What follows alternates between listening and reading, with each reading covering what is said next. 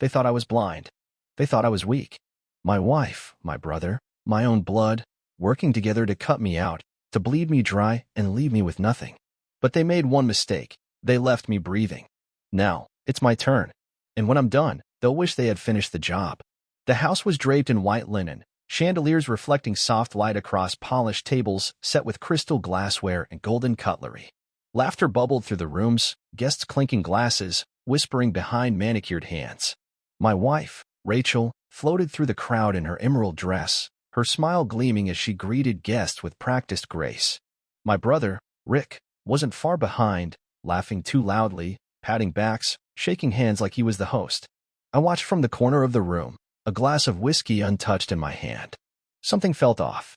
I'd been away on a business trip for 2 weeks, returning just hours ago to find this celebration. Rachel called it a surprise family dinner, but the guest list stretched across 3 rooms, and the champagne flowed as if it were New Year's Eve. I tried to shake it off, chalking it up to Rachel's flair for dramatics, but the unease lingered. I caught my mother's eye from across the room. She gave me a tight smile, then turned back to Rachel, whispering something that made them both laugh. My father stood near the bar, leaning heavily on his cane, talking to Rick with that familiar nod of approval. "Hey, you made it." Rick's voice snapped me out of my thoughts. He approached with his hand extended, that perfect grin plastered across his face. I hesitated but took it, shaking firmly. "Wouldn't miss it," I replied, forcing a smile. "Though I'm not exactly sure what we're celebrating." Rick raised his eyebrows, letting out a sharp laugh. "You don't know? Man, you're always the last to find out." He slapped me on the shoulder, just a bit too hard. "I guess you'll find out soon enough." I watched him disappear into the crowd, weaving back to Rachel, whispering something in her ear that made her giggle and sweat at his chest. My grip on the glass tightened. "Stay calm," I told myself. "You're just paranoid." But then I saw it. I wasn't meant to see it, but I did. My mother, slipping into the kitchen, her eyes darting back and forth like she was guarding a secret. I set my glass down, moving through the crowd silently, weaving between clusters of guests until I reached the door. I paused, listening. "Are you sure he doesn't suspect?" That was my mother's voice, low and sharp. Rachel laughed, a sound I barely recognized. "Trust me, he's clueless. He still thinks this whole party is for him." My mother snorted. "He always was a bit slow. Unlike Rick, now there's a real man. Always knew how to take charge." My hands clenched into fists. I stepped closer, pressing my back against the wall, listening as their voices drifted closer. "He'll be here soon," Rachel whispered. "Once everything is signed, we're free of him. The house, the accounts, everything. Rick will take over, and he'll be left with nothing." I felt the room spin, the words slamming into me like bricks. Rick will take over. My brother. My wife. My family. The door creaked open, and I stepped back into the crowd, weaving away before they saw me. My heart hammered in my chest, my mind racing. I needed air space to think. I pushed through the back door, the cold evening air biting at my skin. I leaned against the wall, breathing hard. My mind ran through 1,000 thoughts, each one darker than the last. My mother was in on it. My brother too. Rachel had planned everything. While I was away, they had schemed. And now, I was the last to know. I straightened, the cold seeping into my bones, but I didn't feel it. Not really. My mind was too sharp, too focused. They wanted to take everything. My wife, my brother, my own kin conspiring to strip me of everything, to leave me hollow and empty. I pulled out my phone, my hand shaking but steady enough. I dialed a number I hadn't used in years, a man who dealt in secrets and information and things people wanted hidden. The line clicked, and a voice crackled through. "Haven't heard from you in a while?" I swallowed hard, my voice dropping to a whisper. "I need everything you can find on Rachel and Rick. Everything." There was a pause, and then a low chuckle. "I'll be in touch." I hung up, slipping the phone back into my pocket. The night stretched out before me, cold and unyielding. But I wasn't afraid. I wasn't broken. They thought they were smart. They thought they had me cornered. But this was just the beginning. The next morning, I woke up with a knot in my stomach and a list of questions swirling in my mind. Rachel was already gone when I opened my eyes, the sheets cold and untouched on her side. I stared at the ceiling, replaying everything I had overheard the night before. My mother, my brother, my wife conspiring together. The whispers, the smirks, the secret glances, they all made sense now. I dressed quickly, pulling on a shirt and jeans before grabbing my car keys. I didn't have a plan, just an urge to know more. I needed to see it with my own eyes. The drive to my parents' house felt longer than usual, the scenery blurring past as I replayed every memory, every moment I had brushed off as paranoia. Family dinners where Rick always seemed to know more about my life than I did. Holidays where Rachel and my mother whispered in the kitchen, glancing over their shoulders with those knowing smiles. I pulled up to the driveway, gravel crunching beneath my tires. My father's car was parked out front, along with Rick's silver SUV. I stepped out, the morning chill biting at my skin, and walked up the steps, pausing just before knocking. I heard voices sharp, hushed. "Are you sure he bought it?" That was Rick's voice, muffled but clear. My mother replied, her tone dripping with satisfaction. "Of course he did. He's never suspected a thing. The papers are nearly finalized. Once everything is signed, it'll all be over. He'll be out, and you'll be in." My hand froze inches from the door. I felt my heart slam against my ribs, my breath catching in my throat. "Good," Rick replied, his voice stronger, more assured. "And you're sure Dad's on board?" I leaned closer, pressing my ear against the wood. "Your father's tired of his mistakes. He's ready for someone capable to take over. This family needs stability, and you're the one to provide it." There was a pause, and then Rick chuckled. "And what about him? He won't go quietly." My mother scoffed. "He doesn't have a choice. Rachel's got him by the throat. Everything is in her name. The house, the business accounts, all of it. He doesn't even know." My knees nearly buckled. Everything? How had I missed this? Suddenly, the door swung open, and I stumbled forward, nearly crashing into my father. He looked down at me with narrowed eyes, his lips pressed into a thin line. "What are you doing here?" he asked, his tone cold and sharp. I straightened, meeting his gaze head-on. "I came to talk. Seems like there's a lot I'm missing." He didn't move, just stared at me with that same look of disappointment I'd seen so many times before. "You don't belong here anymore," he said finally. "You've made your choices. You failed this family." The words stung like a slap. I blinked, stunned. "What are you talking about?" Behind him, my mother and Rick stepped into the hallway, their expressions blank and unmoving. My mother crossed her arms, leaning against the wall. "It's for the best, sweetheart. You've always been troubled. Rick can handle things now. He's more equipped to lead. Rachel sees it. We all do." My fists clenched at my sides. "You're throwing me away?" "For him." I pointed at Rick, who just smirked, his arms crossed over his chest. My father's eyes hardened. "We're moving forward. You can stay out of the way, or you can be removed. Your choice." I stared at them, my family, standing there like strangers. My own parents, my own brother. They had plotted this, carefully, meticulously. And now, they were cutting me out of my own life. My mother stepped forward, her hand reaching for the door. "It's better this way. Less messy." She paused, her eyes sharp. "Rachel and Rick are good together. It's meant to be." My jaw clenched so hard it ached. I stepped back, the world tilting on its axis. I saw them all standing there, smug and untouchable, and I wanted nothing more than to tear it all down. But not yet. I forced a smile, nodding slowly. "I understand," I whispered, my voice low and measured. "I understand perfectly." My father's gaze softened for just a moment. "Good. We'll make this transition easy for you." I nodded again, turning back to my car, my fists still clenched, my mind racing. They thought they had one. They thought I would just disappear, fade into the background while they took everything. They were wrong. I climbed into my car, started the engine, and drove away, the house shrinking in the rearview mirror. I didn't look back. I couldn't. But I knew one thing for certain. They wanted me gone. They wanted me erased. I would make sure they lived to regret it. The days blurred together. I moved through my routine on autopilot, existing more than living. The house that once felt like a home now sat hollow and silent. Rachel moved back in with her parents, taking our son with her, leaving nothing but empty rooms and stale air. I tried calling first Rachel, then my parents. Every call went unanswered. The final straw came one gray morning, rain streaking down the windows like tears. I parked outside Rachel's parents' house, my fingers drumming against the steering wheel. I hadn't seen my son in over a week, and the silence was eating me alive. I stepped out into the rain, my shoes splashing against the pavement as I approached the front door. I knocked. Once. Twice. 3 times. The door swung open, and Rachel stood there, perfectly poised, her expression blank and unyielding. "What do you want?"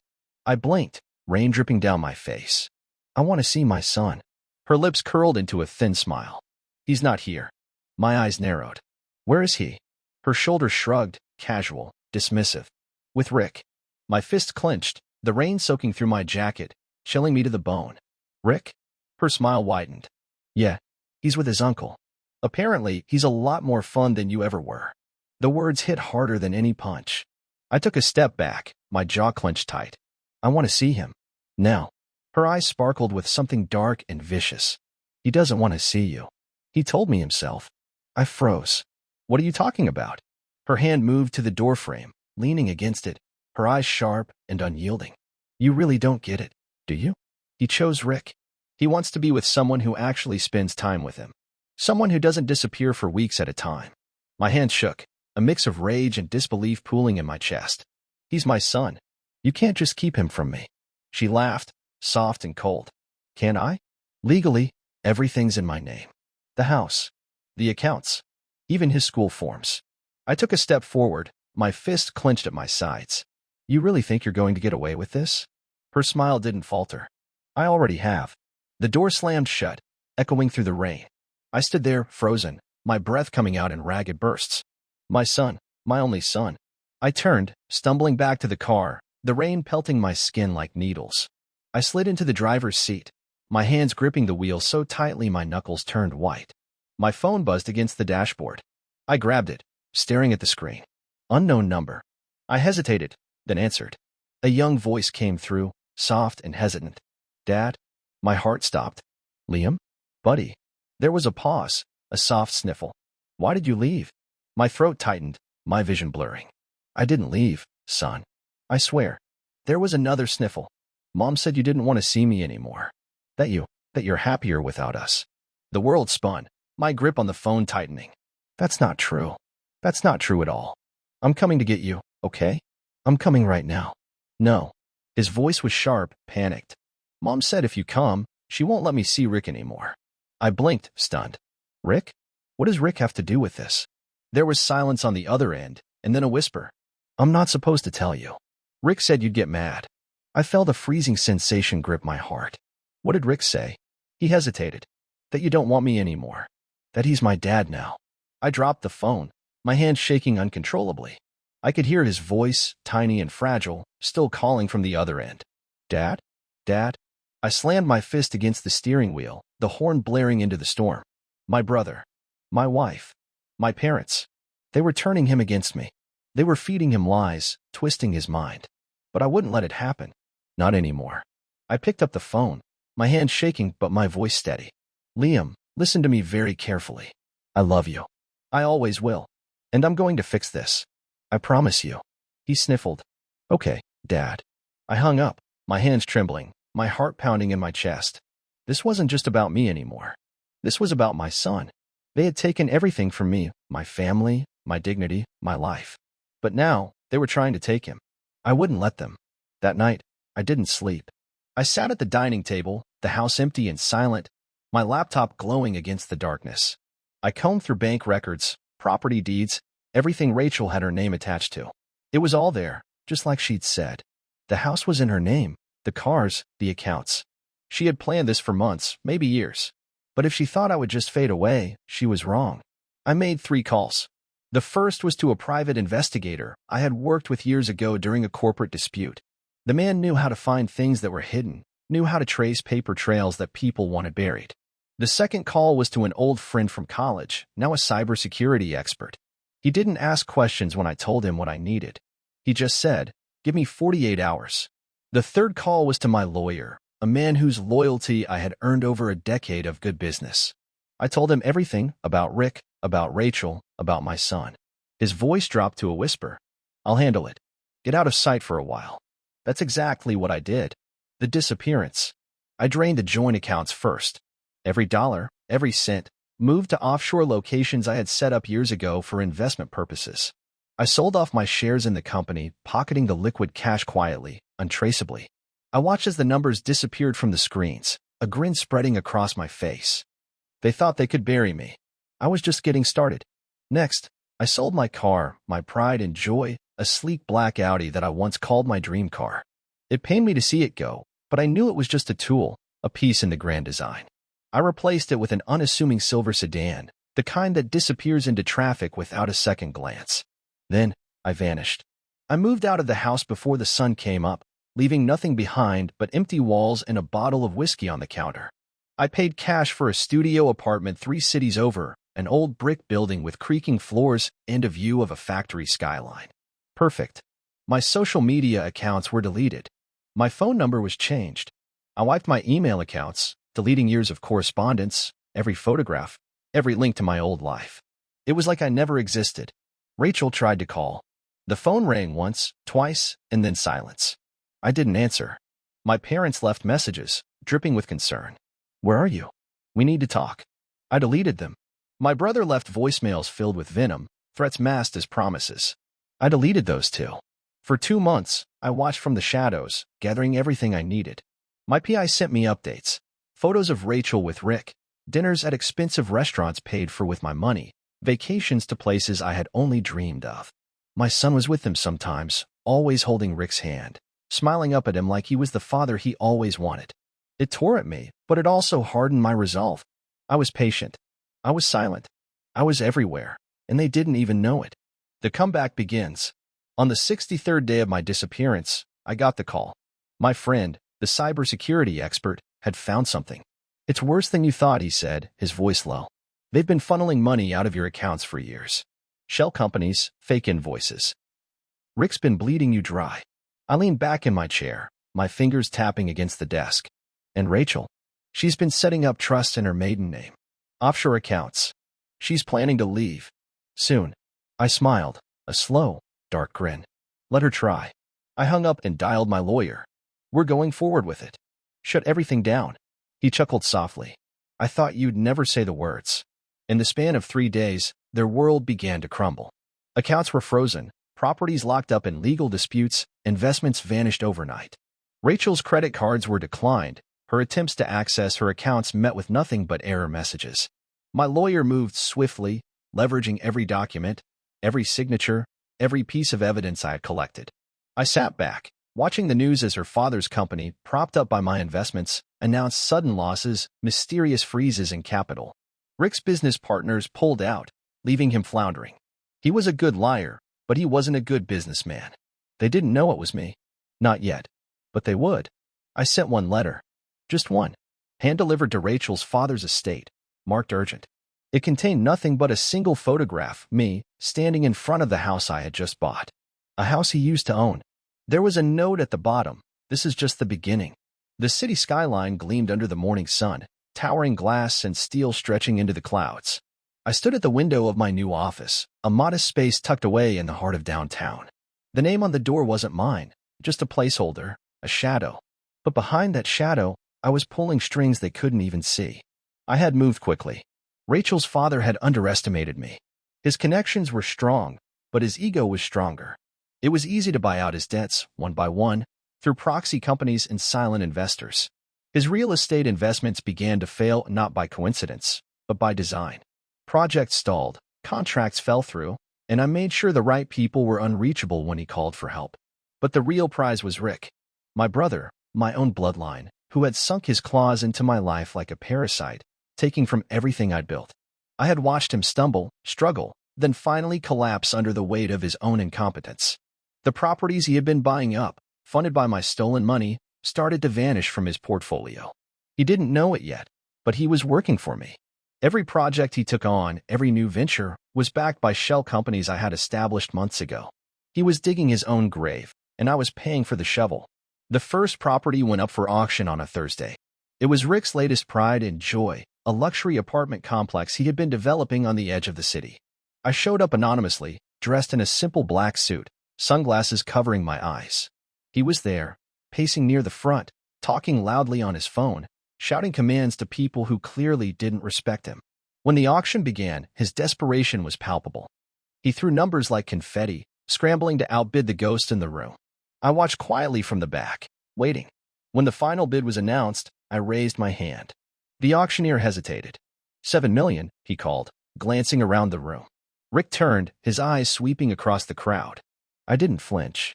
I watched his eyes skim right over me, moving on to the next face, oblivious to the fact that his destruction stood right before him. When the gavel came down, the applause was polite, measured. Rick stormed out, yelling into his phone. I slipped out quietly, nodding to the auctioneer as I left. The papers were signed by a proxy, a name Rick wouldn't recognize until it was too late. One by one, his assets began to disappear. A warehouse on the west side, 2 commercial spaces in the business district, a swanky condo he had planned to renovate and sell. I bought them all. He screamed and scrambled, but the money was gone, tied up in projects that never existed, contracts that had been dissolved without his knowledge. The collapse begins. I didn't stop there. I paid off his contractors to halt work. I filed complaints with city inspectors, citing fabricated safety violations. Work came to a grinding halt, his accounts drained with each passing day. I watched him flail, his desperation growing with every call that went unanswered. Rachel's father wasn't far behind. His company had been propped up by fake loans and backdoor deals. I knew every bank he worked with, every creditor he relied on. I began buying out the debts he couldn't pay, calling in the loans he couldn't cover. His desperation turned to panic. Meetings were held, emergency conferences called, but the damage was done. I watched it all from a distance. I never showed my face. Not yet. My phone stayed off. My email remained dark. I was a ghost, unseen, unknown, but everywhere. The first desperate call. The call came 3 weeks later. Unknown number. I almost didn't pick up, but curiosity got the better of me. Hello? There was silence on the other end. Then a voice, cracked and desperate. It's Rick. I leaned back in my chair, letting the silence stretch. I'm listening. His breath hitched. I know you're behind this. I smiled. Behind what? He hesitated, his voice shaking. The properties. The contracts. My accounts are empty. The projects are stalled. It's all disappearing. I said nothing.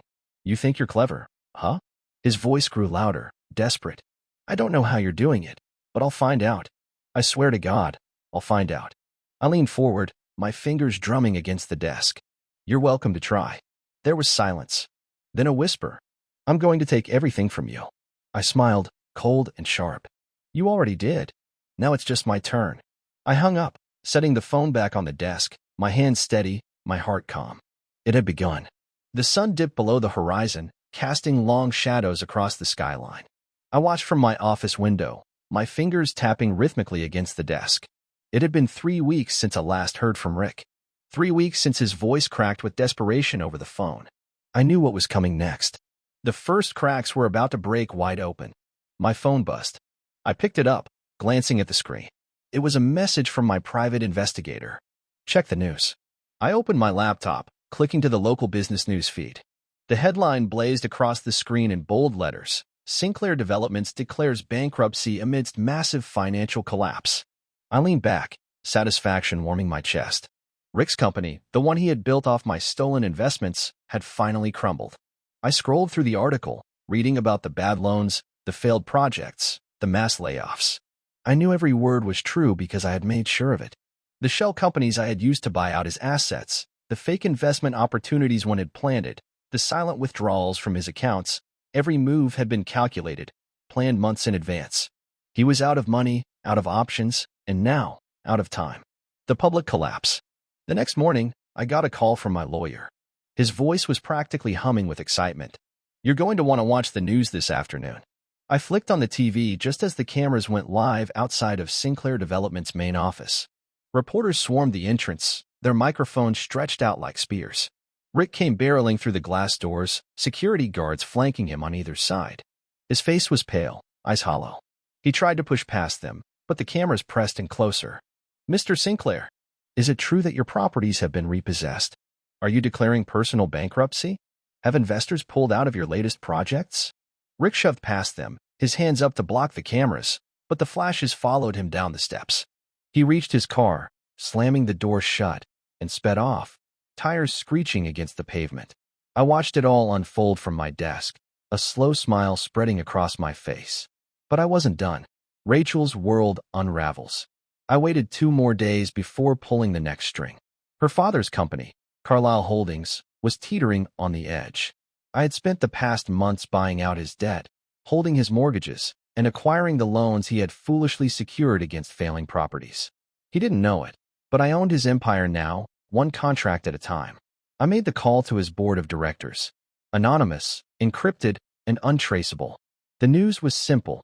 His debts are being called in. I watched the live stream that afternoon, cameras flashing outside of his estate as city officials entered his office. I knew what they were telling him, that his properties were being seized, that the foreclosure orders had been signed, that the assets were now out of his control.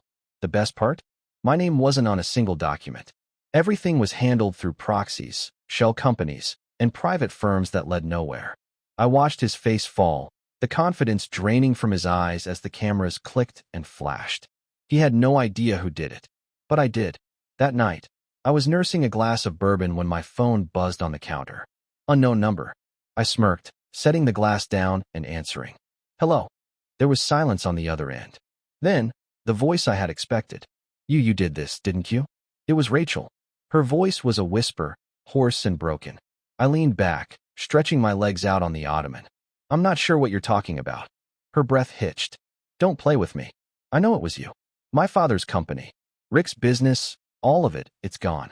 I twirled the glass in my hand, watching the liquid swirl. That's unfortunate. Her voice rose, sharp and cracking. You destroyed us. You ruined everything. I smiled, letting the silence stretch. Did I?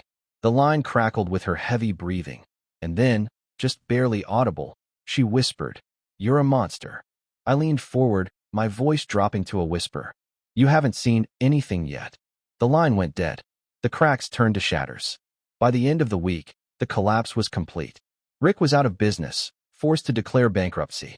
Her father's estate was locked in legal battles he couldn't win, and the bank accounts Rachel had siphoned money into were seized by the IRS. They had nowhere to turn. I watched it all unfold from my new office, high above the city, where they couldn't touch me, couldn't even see me. They still didn't know it was me. To them, I was a ghost, a name whispered in boardrooms and hallways, but never seen. But they would see me. Soon. The city was blanketed in rain, sheets of water pouring from the sky as I stepped out of my office. I pulled the collar of my coat up, shielding myself from the downpour as I crossed the street to the courthouse. Today was the beginning of the end, and I planned to savor every moment of it. My lawyer met me at the steps, umbrella in hand, his grin sharp and wicked. It's all set, he said, passing me a thick manila envelope. They don't even know what's coming. I took it, feeling the weight of it in my hands. Inside were documents, evidence of fraud, embezzlement, conspiracy, all tied directly to Rick, Rachel, and her father. I had spent months collecting every slip-up, every hidden transaction, every falsified document. They were all here, wrapped up in neat little paragraphs, signed and sealed. Did you file the liens? I asked, shaking the rain from my coat. He nodded. As of this morning, every property tied to Sinclair Developments and Carlyle Holdings is under review. The IRS is crawling through their records as we speak. I smiled, my chest swelling with satisfaction. And her accounts? He smirked. Frozen. Every last one of them. Even the offshore trusts. I let out a breath, watching the mist swirl in front of me. Good. The courtroom showdown. 2 hours later, I walked into the courtroom. The space was cavernous, marble walls gleaming under fluorescent lights. Rows of chairs stretched back in perfect lines, and at the far end sat the judge, an old man with iron-gray hair and a gaze that could cut through steel. Rachel was there, seated beside Rick and her father. Their lawyer stood stiffly, shuffling through stacks of paper, his face pale and tight. I took my place across from them, my lawyer sitting beside me with a grin plastered across his face. When Rachel's eyes met mine, I saw it, the fear. Her confidence was gone, replaced with a wide-eyed desperation that made her look small. Rick wouldn't even look at me. Her father sat stoic, his jaw clenched, hands folded tightly on the table. The judge called the room to order, his gavel slamming down with a sharp crack. My lawyer stood, his voice smooth and measured. Your Honor, we are presenting evidence of financial misconduct, conspiracy to commit fraud, and embezzlement. The documents provided will show a clear pattern of theft and manipulation orchestrated by the defendants. He slid the manila envelope across the table to the clerk, who handed it to the judge. The room fell silent as the old man flipped through the pages, his eyes scanning the evidence, his expression growing darker with each turn. Finally, he looked up, his gaze landing on Rachel. Do you have anything to say in your defense? Rachel's lawyer stood, clearing his throat. Your Honor, these allegations are completely fabricated. There's no proof. The judge raised a hand, silencing him. He turned back to Rachel, his eyes sharp and unforgiving. Mrs. Sinclair, the accounts listed here, are you denying that they exist? Rachel's eyes darted around the room, her hands shaking slightly. I don't know. The judge's expression didn't change. You don't know, he repeated, his voice low and cold. She glanced at Rick, who was staring straight ahead, his knuckles white against the table. Her father leaned back in his chair, eyes locked on the floor. My lawyer leaned forward, his voice slicing through the silence. Your Honor, we have documentation of over $5 million siphoned from joint business accounts, transferred to offshore holdings under aliases connected directly to Mrs. Sinclair and Mr. Carlyle. These transfers coincide with fraudulent contracts and embezzlement from Mr. Sinclair's former estate. Rachel's face went pale. That's not true. My lawyer didn't stop. He slid another file across the table.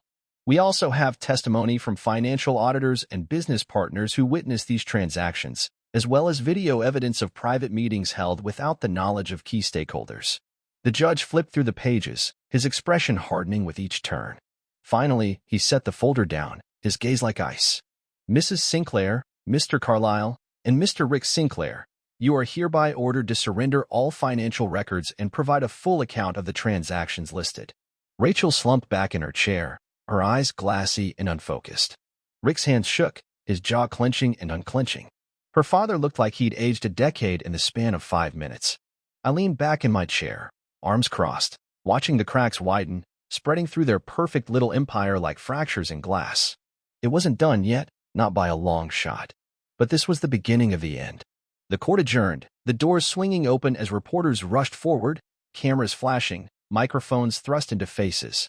Rachel and Rick ducked their heads, their lawyer blocking the way. I watched from the steps, my hands buried in my pockets as they scrambled for cover. My lawyer appeared at my side, his smile sharp. I'll start the process for asset seizure. The liens are active as of today. I nodded, watching them disappear into the chaos. Do it. Do you want me to send the papers to their family estate? He asked, his tone casual. I turned to him, a slow grin spreading across my face. No, I paused, feeling the satisfaction build. Send it to the mansion. Make sure it's hand-delivered. He chuckled. Consider it done. The rain had stopped, but the clouds still hung heavy and dark, casting shadows across the city. I stood across the street from their estate, a sprawling mansion with iron gates and marble pillars that stretched high into the sky.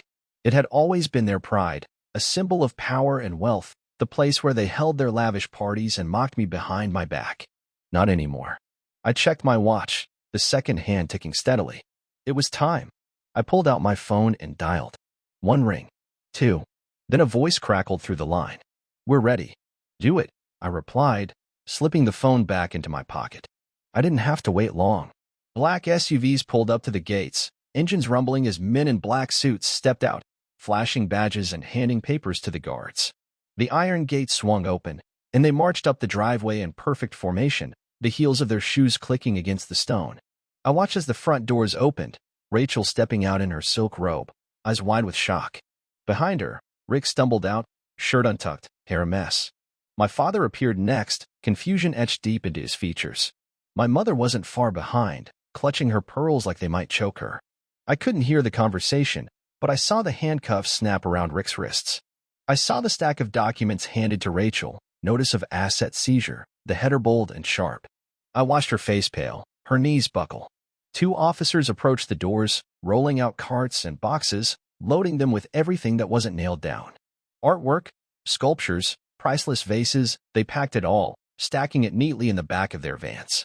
My father shouted something, his face flushed red, but the men ignored him, moving with military precision. I leaned back against the wall, arms crossed, satisfaction settling deep in my bones. The news vans pulled up next, reporters pouring out like ants, cameras rolling as the officers escorted them off the property. Rachel covered her face with her hands. Rick shouted obscenities, and my father's shoulders sagged under the weight of his own arrogance. I stayed just out of sight, watching the mansion, the symbol of their superiority, stripped of its grandeur.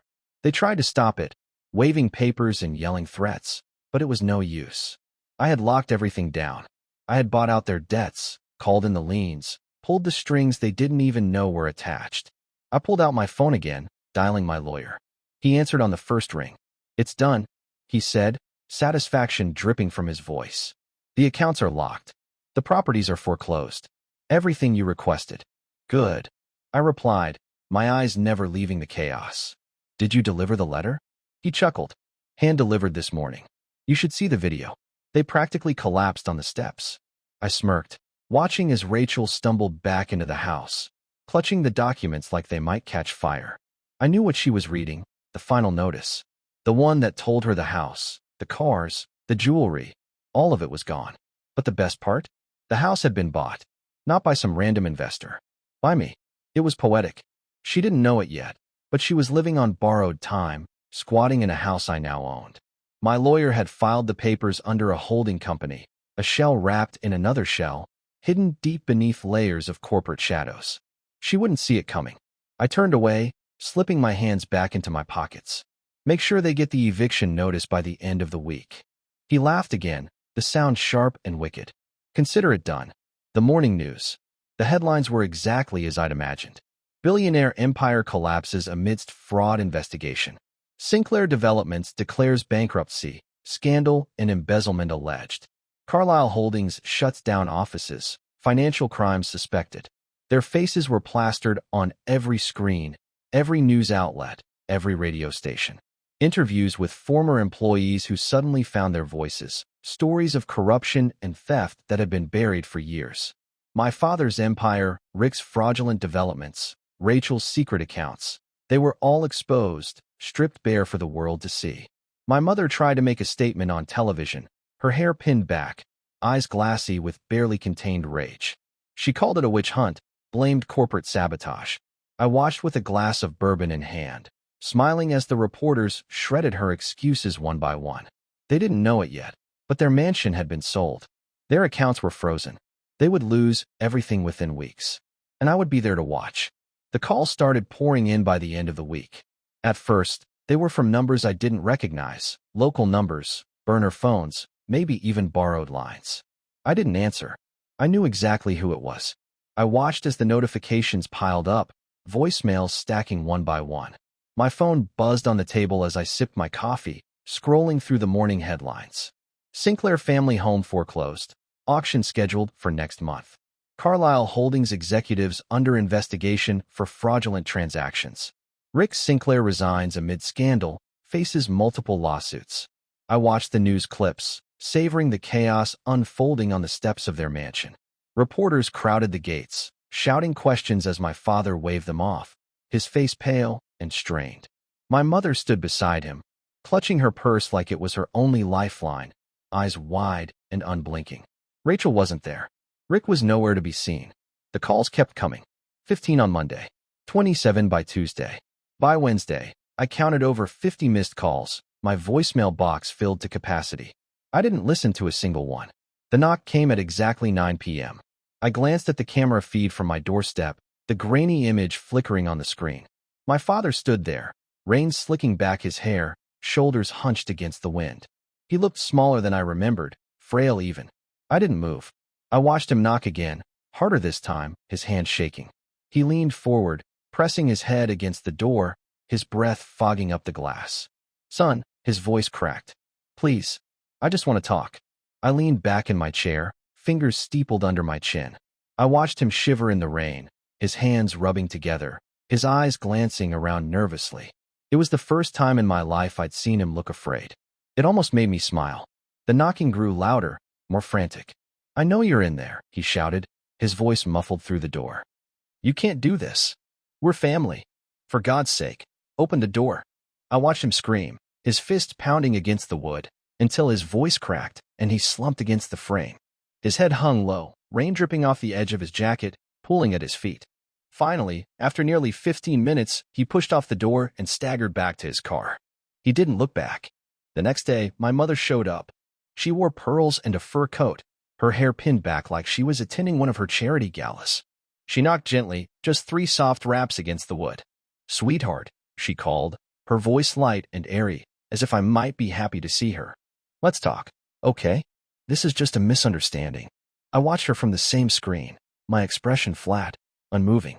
She smiled brightly, smoothing her coat, I scanning the windows. I made your favorite. Chicken pot pie. Remember? I almost laughed. Chicken pot pie? Was that supposed to make me forget? Was I supposed to open the door and just pretend they hadn't sold me out? That they hadn't conspired with my own wife to take everything from me? I watched her sigh, shoulders slumping, her hand pressing against the doorframe. I'm not leaving until we talk, she called out, a hint of desperation cracking through her voice. I waited. Minutes stretched into hours. She paced the front step, her heels clicking against the concrete, her head whipping back and forth as if expecting someone to tell her what to do. But no one came. No one opened the door. And by the time the sun dipped below the horizon, she was gone. My phone buzzed at midnight. I glanced at the screen. Rachel. I hesitated, my finger hovering over the accept button. I knew what she wanted. I knew the game she played. But I was ready for it. I answered, bringing the phone to my ear. Hello. There was silence. Then a soft, shaky breath. Please. I need to see you. I leaned back, my fingers tapping against the desk. Why? Her breath hitched. We need to talk. About everything. It's all gone. Everything's gone. They froze the accounts. The cars, the house. Whose house? I asked, my voice smooth and even. There was a pause. Our house, she whispered, her voice barely above a whisper. They're going to auction it. I smiled, stretching my legs out. That's unfortunate. She sucked in a breath. You did this. I know you did. You ruined us. No, Rachel, I replied, my tone dropping to a whisper. You did that all on your own. I heard her sniffle, a sharp intake of breath. You can't do this. We're family. Liam, he's your son. I closed my eyes, the rage simmering just beneath the surface. My son. They had used him as a pawn, pulled him away from me, turned him against me. And now, when they had nothing left, she wanted to play the family card.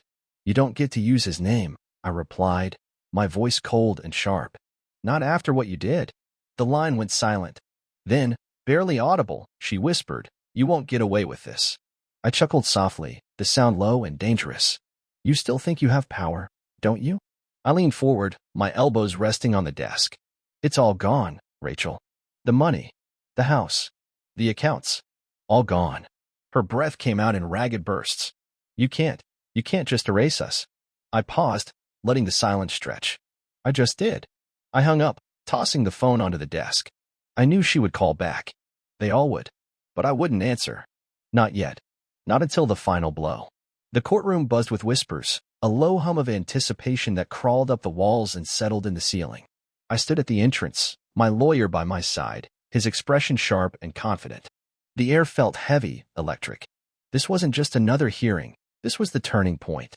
The day I would take back what mattered most. I stepped inside, the doors creaking behind me. Rows of seats stretched out, packed with reporters, lawyers, and the vultures that feasted on the misery of others. My eyes swept across the room, landing on the front row where she sat, Rachel. Her hair was pulled back tight, her face pale and drawn.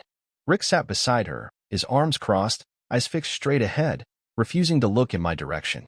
My parents were there too, huddled together, whispering with expressions that wavered between anxiety and disbelief. The bailiff called the room to order, and we all rose. The judge entered, his robe swaying with each step, and took his seat with a stern expression. He glanced down at the papers in front of him, flipping through them with deliberate slowness. My lawyer leaned in, whispering, everything's in place. Just follow my lead. I nodded, my eyes never leaving Rachel. She looked up, catching my gaze for just a second before she glanced away. Her hands fidgeted in her lap, the polished confidence she always carried now cracked and splintered. The opening salvo. The judge cleared his throat. We are here to address the custody of Liam Sinclair, as well as the financial discrepancies and allegations brought forth by the plaintiff. His eyes shifted from me to Rachel, his expression unreadable. Are both parties prepared to proceed? My lawyer stood. We are, Your Honor. Rachel's lawyer followed suit, nodding stiffly. Yes, Your Honor. The judge gestured for him to begin. He stepped forward, smoothing his tie, his voice oily and practiced. Your Honor, my client has been a dedicated mother, providing a stable home and environment for young Liam. Mr. Sinclair's recent financial activities have raised concern, his sudden disappearance, the liquidation of assets. I felt a laugh bubbling up but swallowed it down. Disappearance? I hadn't disappeared. I had simply stopped being their pawn.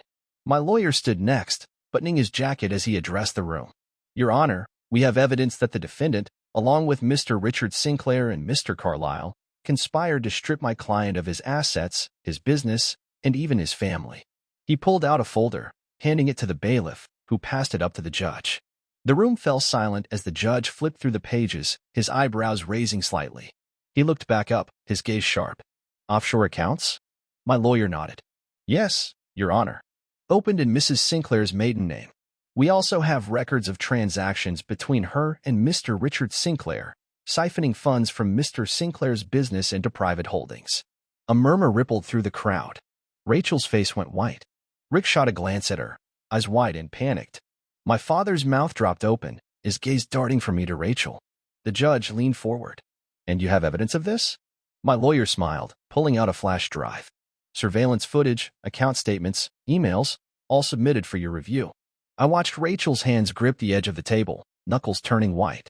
Her lawyer stood, stumbling over his words. Your Honor, this is clearly a fabricated. The judge cut him off with a wave of his hand. Sit down, counsel. His eyes bore into Rachel's. Do you have anything to say? She swallowed hard, glancing back at Rick, who shook his head slowly.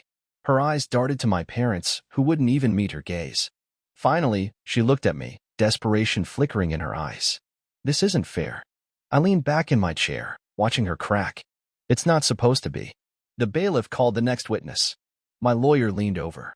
This is it. The doors at the back of the courtroom opened, and my breath caught. Liam walked in, clutching the hand of the court-appointed guardian. His eyes were wide, scanning the room until they landed on me. I waved gently, and his face softened. He looked scared, but determined. He was led up to the witness stand, the bailiff helping him into the chair. His small hands gripped the wooden edge as he looked around nervously. The judge leaned forward, his expression softening. Liam, can you tell us how things have been at home? Liam swallowed, his eyes flickering over to Rachel. She stared back at him, her expression stern and unmoving. He looked back at the judge, then at me. Not good, he said, his voice small. The judge raised his eyebrows. What do you mean, son? Liam's voice grew stronger, steadier. Uncle Rick moved in.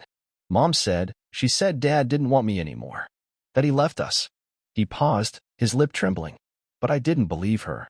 I knew you didn't leave. My fists clenched under the table. I met his eyes, nodding gently. I didn't, buddy. The judge looked back at Rachel. Mrs. Sinclair, do you deny telling your son that his father abandoned him? Her lawyer stood, stumbling over his words. Your Honor, this is it. Sit down, the judge snapped. He turned back to Rachel, his eyes blazing. Well, Rachel opened her mouth, but no words came out. I watched her crumble, her shoulders slumping, her eyes lowering to the floor. For the first time in her life, she looked ashamed. The judge leaned back, his expression final. I've seen enough. He rapped his gavel sharply. Full custody is awarded to Mr. Sinclair. Mrs. Sinclair, you are barred from contact until further evaluation. A gasp rippled through the room. Rachel's hands flew to her mouth, her eyes wide with disbelief. Rick slammed his fist on the table, swearing under his breath. My parents looked like they'd been struck by lightning.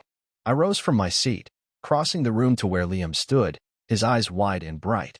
I knelt down, my hands on his shoulders. You ready to go home, buddy? He nodded, his smile wide and genuine. I pulled him into my arms, holding him tight, feeling the weight of everything finally lift. Rachel sobbed behind me, her cries muffled and broken. I didn't look back. I didn't need to. The courthouse steps were slick with rain, puddles pooling in the cracks between stone slabs. I held Liam's hand tightly, his small fingers wrapping around mine as we descended step by step. The crowd outside had grown, reporters with microphones, cameramen shouldering heavy equipment, flashing lights reflecting off wet pavement. I ignored the questions, the shouts, the desperate grabs for my attention. All I could feel was the weight of my son's hand in mine, the warmth that I had been denied for far too long. He looked up at me, eyes bright and shimmering with relief. I squeezed his hand gently. We're almost done, I whispered, and he nodded. We stepped off the last step, cutting through the crowd toward the waiting car. That's when I heard it, her voice, shrill and desperate. Wait. I stopped, turning slowly. Rachel stood on the steps, her hair tangled from the rain, mascara running in dark streaks down her cheeks. Rick stood beside her, fists clenched, jaw set tight. My parents hovered behind them, clutching each other like they were caught in a storm. Please, Rachel called, her voice cracking. She started down the steps, her heels slipping slightly on the wet concrete. We need to talk. I said nothing, my grip on Liam's hand tightening. She reached the bottom of the steps, her hands outstretched like I might take them. "He's my son too," she whispered, her eyes red and swollen. "You can't just take him away." I met her gaze, my expression flat and unyielding. "I didn't take him. You lost him." Rick stepped forward, his hands balled into fists. "You think this is over?" he spat, his voice low and venomous. "You can't just walk away and act like you won." I chuckled softly, shaking my head. "That's exactly what I'm doing." My mother stepped forward then, her eyes watery, her hands shaking. "Please, sweetheart, this isn't right. We're still family." I turned to her, feeling that old, familiar pang in my chest, the one that used to make me cave, the one that used to break me. But not this time. I straightened, meeting her gaze with unflinching resolve. "Family." I laughed, the sound hollow. "You sided with them. You watched them tear my life apart and did nothing." Her lips quivered. "It was for the best. We thought you were losing control." I stared at her, disbelief washing over me. Losing control? I gestured to Rick and Rachel. "They stole everything. Lied. Cheated. And you watched." My father stepped forward, his eyes sharp and unyielding. "Enough of this. You've made your point. You've hurt this family enough." I took a step closer, my voice dropping to a whisper. "You don't get it, do you? This isn't about hurting you. It's about reminding you that I was never the failure you thought I was. I built this. I rebuilt my life from the ashes you left me in." My father's eyes narrowed. "You think you've won?" I leaned in, my voice cold and sharp. "I did win. You're just too blind to see it." Rachel stepped forward, her hands outstretched. Please just let me see him." Her eyes darted to Liam, who clutched my hand tightly, half hidden behind my leg. I stared at her, feeling the familiar burn of rage simmer beneath my skin. "You lied to him. You told him I didn't want him. You tried to take him from me." Tears spilled over her cheeks, her hands shaking. I was angry. "I didn't mean." "Yes, you did," I interrupted, my voice calm and firm. "And now you get to live with it." Rick snarled, stepping forward. "You're nothing. You always were." I watched him, feeling nothing but contempt. "And yet, here you are begging." He froze, his jaw clenching, hands trembling at his sides. He had nothing left to say. I turned back to Liam, his eyes wide and bright. "You ready to go, buddy?"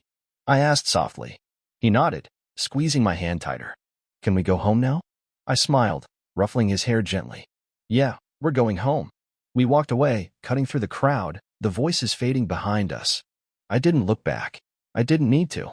They were ghosts now, shadows of a life that I had erased from the ground up. I opened the car door, helping Liam inside, buckling him in.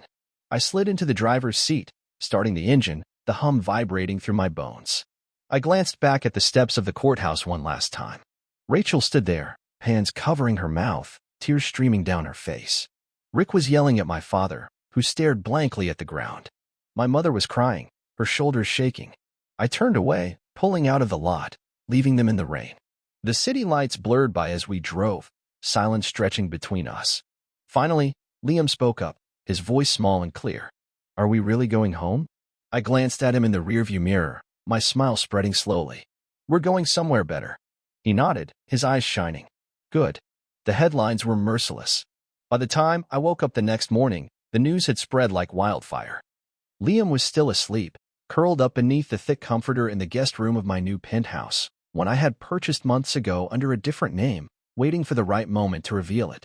I sipped my coffee, scrolling through the articles, each one more damning than the last.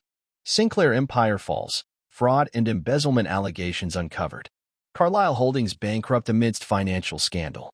Family fortune seized, luxury estates to be auctioned off. The photos plastered across the screen showed Rachel standing on the courthouse steps, mascara streaked down her cheeks, clutching her face as reporters swarmed her. Rick wasn't far behind, his shirt unbuttoned, tie hanging loose, shouting into his phone with wild desperation. My parents, once poised and proper, were photographed huddled in the rain, clutching each other like survivors of a shipwreck. I leaned back in my chair, savoring each word, each image. They were unraveling. Their empire, built on lies and stolen fortunes, was crumbling to dust.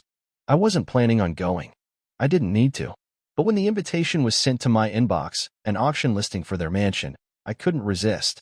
I arrived an hour early, blending into the crowd of real estate agents, investors, and curious onlookers. The mansion stood towering and empty, its windows dark and hollow, The garden's overgrown from neglect. Once, I had stood in its halls, laughed at its dinner tables, been part of the family that now watched from the sidelines, too ashamed to show their faces. The auctioneer's voice droned on, listing item after item, antiques, cars, artwork, each one selling off for a fraction of its worth.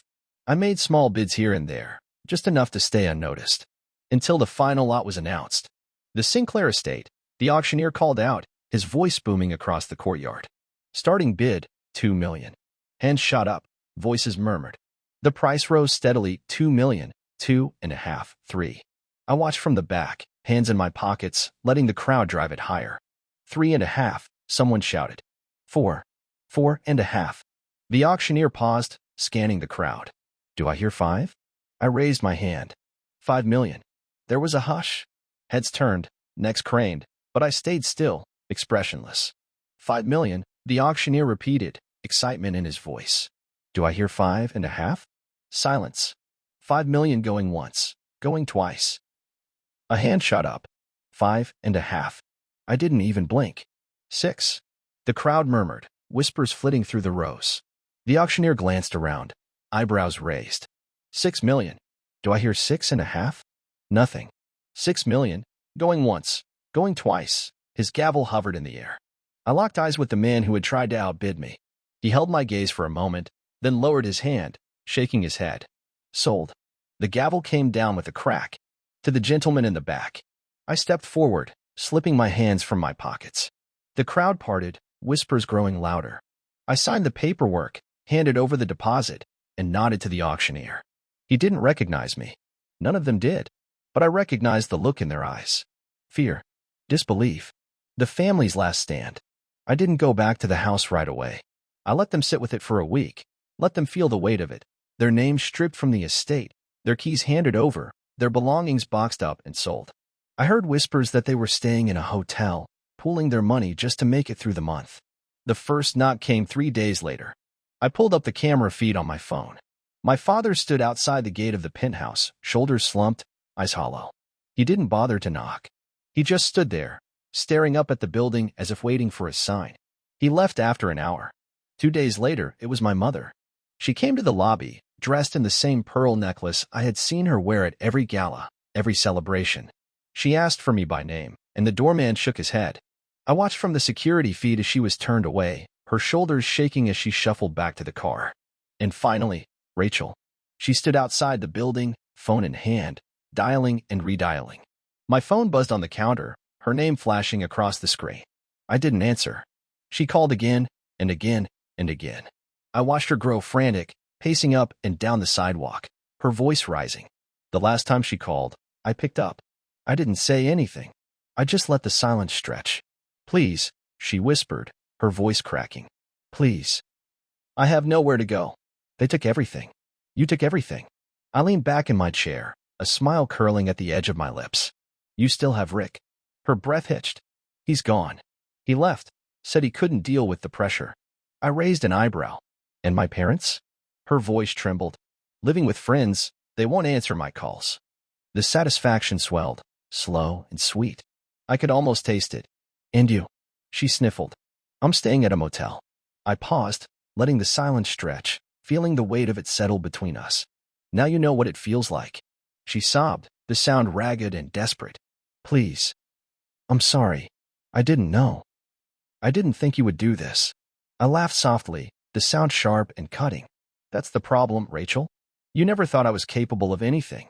Her voice grew frantic. We can fix this. We can start over. For Liam. I leaned forward, my voice dropping to a whisper. We already started over. Just not with you. I ended the call, tossing the phone onto the counter. Outside, the rain began to fall, blurring the city lights into streaks of red and white. The rain drizzled against the windows of the penthouse, casting ripples across the glass like tiny rivers. I stood in the living room, the city skyline stretching out before me, lights flickering like dying stars. Liam sat at the breakfast bar, finishing a bowl of cereal, his legs swinging back and forth beneath the stool. It had been 3 weeks since the auction. 3 weeks since I watched Rachel, Rick, and my parents scramble through the mud of their own making. Their calls had stopped. The visits to the lobby had ended. The dust had settled. But there was one final thing left to do. I checked my watch. the second hand ticking steadily. Liam, you ready to go? He looked up, his eyes brightening. Are we going somewhere special? I smiled, grabbing the keys off the counter. You'll see. We drove in silence, the streets blurred by rain and the rhythmic sweep of the wipers. The address I punched into the GPS was familiar. It had been burned into my memory for years. I pulled up to the wrought iron gates, the familiar creak echoing through the damp air as they opened. The estate loomed before us, stripped bare of its former grandeur. The windows were dark, the gardens overgrown, paint peeling from the edges. It was a shell of what it once was, now just another relic waiting to be erased. I parked near the entrance, turning to Liam. His eyes were wide, staring up at the place he used to call home. Why are we here? He asked, his voice barely above a whisper. I opened my door. You'll see. We stepped out, the rain misting against our faces. I led him up the stone steps, my hand firmly on his shoulder. I knocked once sharp, loud. The echo bounced back to me, fading into silence. I was about to knock again when the door creaked open. Rachel stood in the frame, her hair unkempt, eyes sunken and red. She blinked, as if I were a ghost. You. I stepped forward, my hand still on Liam's shoulder. We're here to say goodbye. Her eyes flickered to Liam, the sharpness in them softening. Liam, oh my God. She dropped to her knees, her hands outstretched. Baby, come here, come to mommy.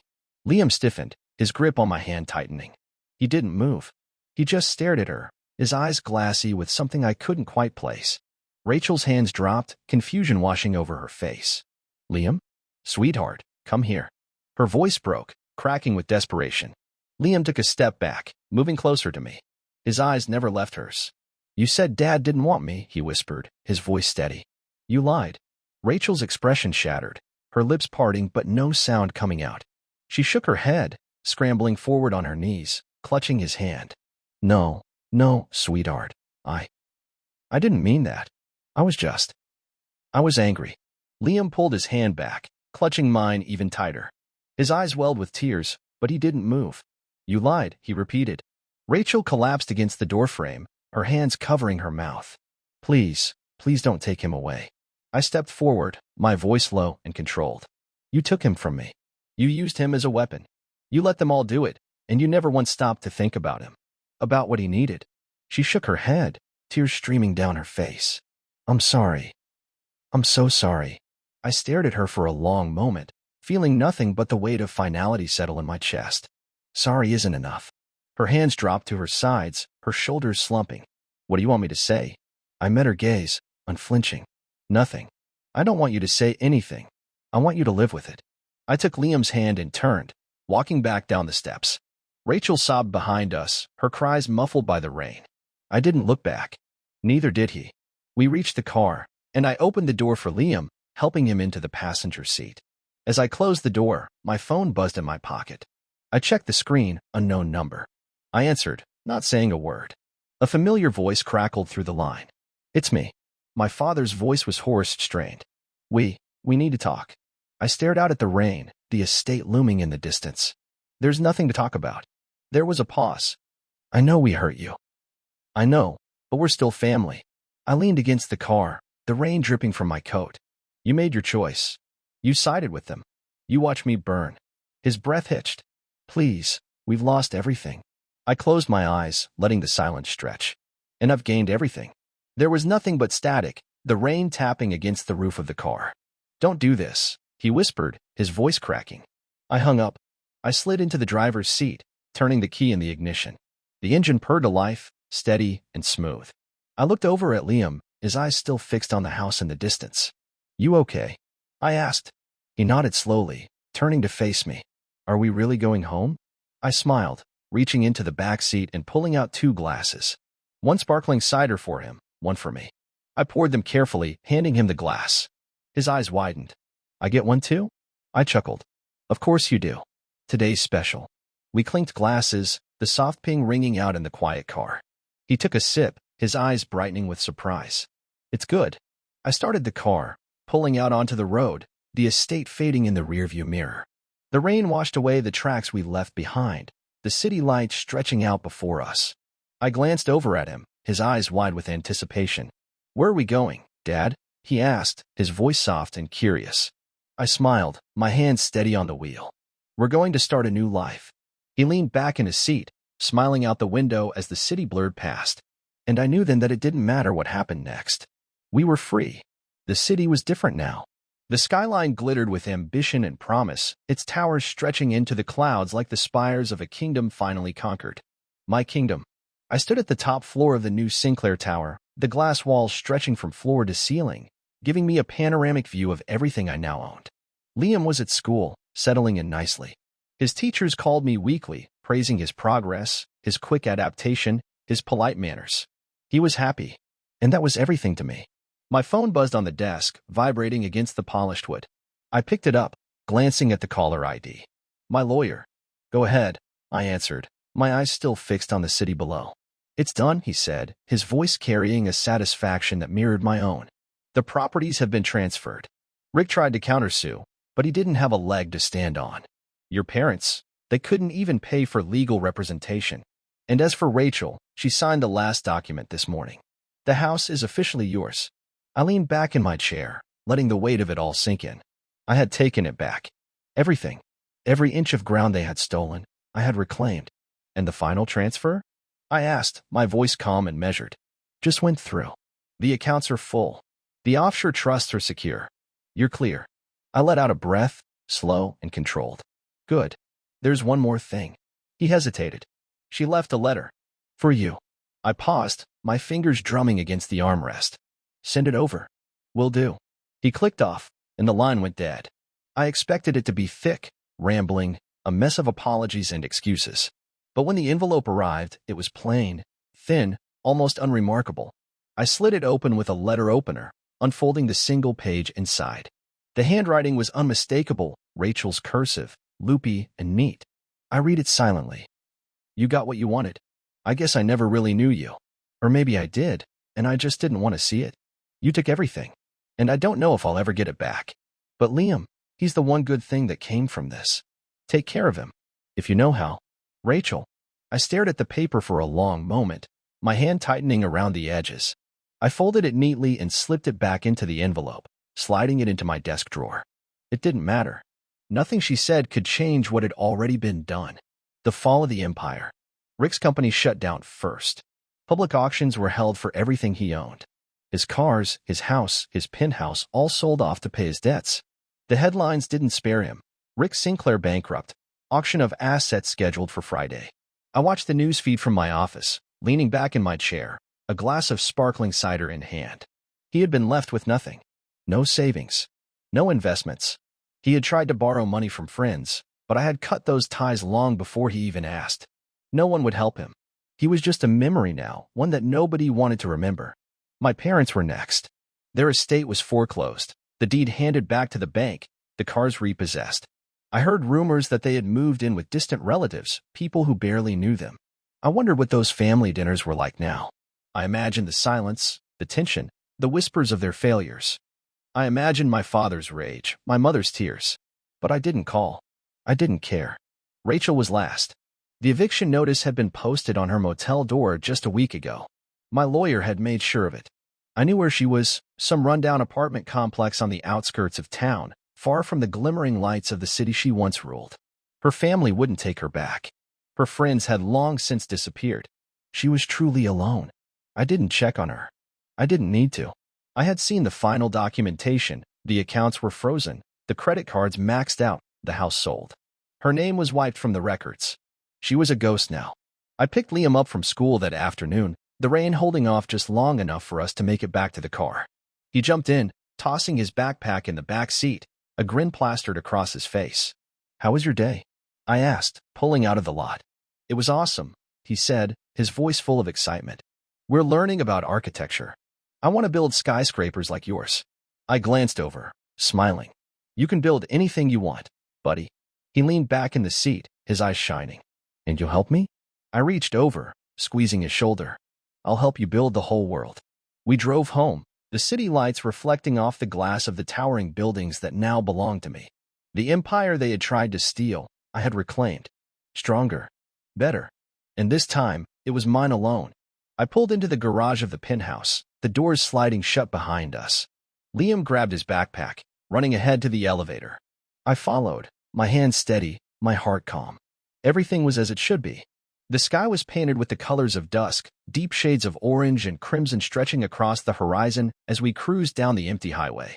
The city lights faded behind us, replaced by open roads and towering pines that blurred past the windows. Liam sat beside me, his eyes wide as he watched the world slip away, the remnants of our old life disappearing in the rearview mirror. My hands were steady on the wheel, the hum of the engine smooth and constant. I glanced over at him, his hair tousled from the wind, eyes bright with anticipation. He caught me looking and grinned, a pure, unguarded smile that made my chest tighten. For the first time in years, I felt free. I reached into the back seat, pulling out the 2 bottles of sparkling cider I had picked up on our way out of the city. Liam's eyes lit up when he saw them. "Is that for us?" I nodded, popping the caps with a satisfying hiss, the scent of apples filling the car. I handed him a bottle and kept one for myself. He held it carefully, as if it were made of glass, his eyes fixed on me.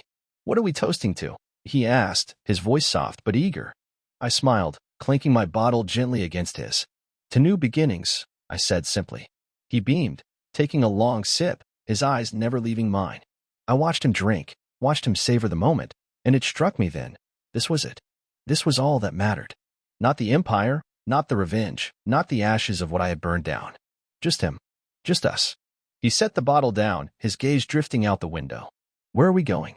I looked ahead, the road stretching into the horizon, infinite and unyielding. I took a sip of the cider, the sweetness settling on my tongue, and smiled. "Somewhere better." He nodded, as if that answer was enough. "And they won't find us?" I reached over, ruffling his hair gently. "They won't even know where to look."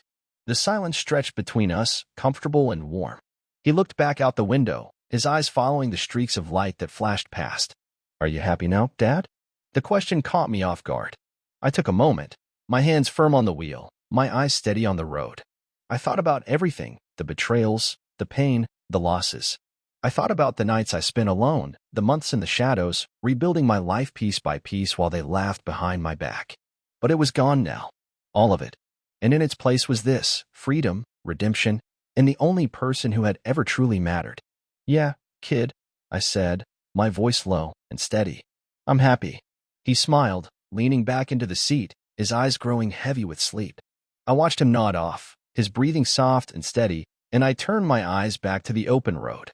The sun dipped lower, casting shadows that stretched across the asphalt, and the world grew quiet, the only sound the soft purr of the engine and the whisper of wind through the windows. I took another sip of the cider, letting the cool sweetness wash over me. I raised the bottle in a silent toast, glancing back at the city that had tried to bury me. They were gone now, nothing but memories and whispers in empty halls. And it didn't matter what happened next, because I was free. We were free. I turned back to the road, my grip firm on the wheel, and pressed down on the accelerator. The engine roared to life, and the world blurred past, streaks of light and shadow stretching out before us. Liam stirred in his sleep, murmuring something I couldn't quite hear. I reached over, pulling the blanket tighter around him, and smiled. "We're going to start a new life, buddy," I whispered, my eyes fixed on the road ahead. "And this time, no one is going to take it away." The sun dipped below the horizon, the sky fading to black, and I drove on into the unknown, into the future, into the life that was finally ours.